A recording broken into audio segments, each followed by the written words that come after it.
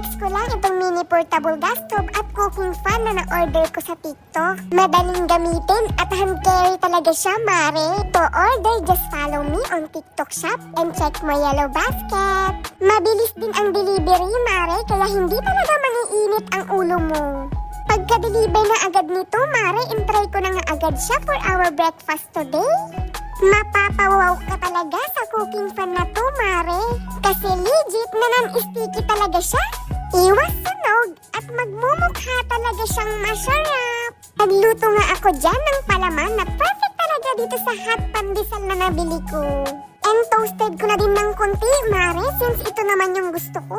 Perfect din talaga ito gamitin, mare, for outing or camping trip with our loved ones.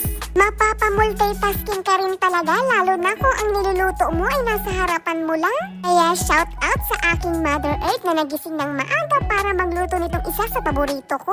Hindi man ako naging the best na anak, you're the best nanay for me. La, drama mo, B. At finally, mare, natapos na rin itong pinakahihintay ko. Siyempre, hindi mawawala itong kopi sa umaga, mare. Kape now, habol hininga later. Yaan mo na. Kaya't hanggang dito na lang, mare. Thanks for watching. Baboom!